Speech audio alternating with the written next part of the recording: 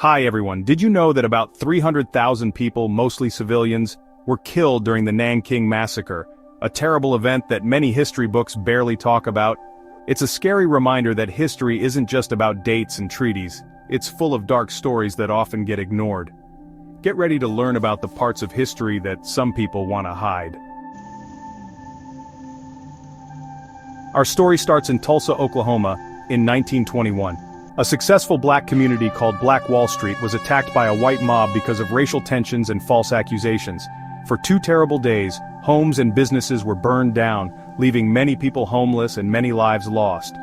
The Tulsa Race Massacre shows how history can be changed or forgotten, especially when it reveals hard truths about racial injustice. Even though it was a big event, the Tulsa Massacre was left out of history books and public talks for many years. Why? Because talking about it means facing the racism that allowed it to happen. Forgetting events like the Tulsa Massacre shows why it's important to look for different viewpoints and question what we've been taught.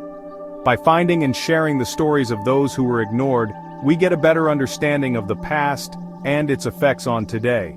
The Tulsa Race Massacre reminds us that the fight for justice and equality is not over. Let's remember those who suffered in Tulsa by making sure their stories are never forgotten, and by working hard to create a world where such injustices are only in history books, never to happen again. Our next stop takes us around the world to Nanking, China, in 1937. When Japanese soldiers took over the city during the Second Sino-Japanese War, a 6-week nightmare began.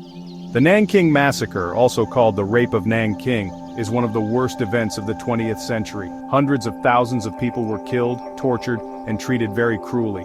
Even with lots of proof and survivor stories, some people still deny it happened, or say it wasn't that bad. This denial shows how complicated history and memory can be. The events in Nanking make us face the worst parts of human nature and the terrible results of hate and violence. The stories of survival and bravery from Nanking show how strong people can be. We must share these stories to honor the victims and learn from the past to stop future horrors. Remembering Nanking means understanding the horrors of war and the need for countries to work together for peace. By remembering the victims and learning from history, we can help make sure such terrible events never happen again. Now let's look at the Ottoman Empire in the early 1900s. During this time, the Armenian people faced terrible violence. Starting in 1915, the Ottoman government began the Armenian Genocide.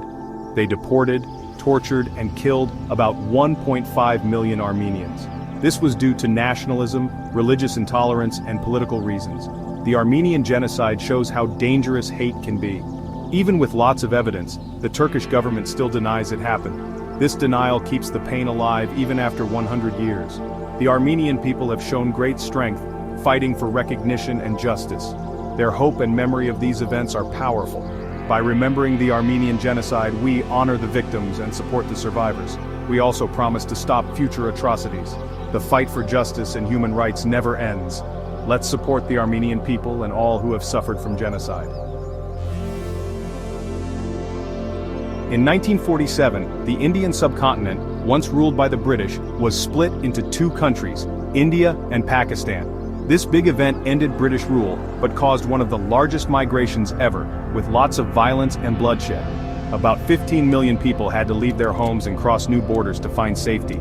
The violence during this time killed between 200,000 and 2 million people. Fights between Hindus and Muslims, made worse by politics, caused much of the violence. The Partition of India shows the high cost of division and the lasting effects of colonialism. The stories of those who lived through the partition show both great suffering and amazing strength.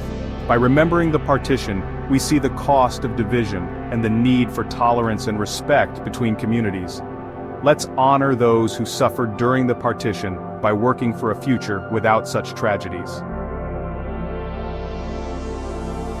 Our journey through history's darkest times takes us now to Cambodia, where, between 1975 and 1979, the Khmer Rouge, led by Pol Pot, caused terrible suffering and left a deep scar on the country.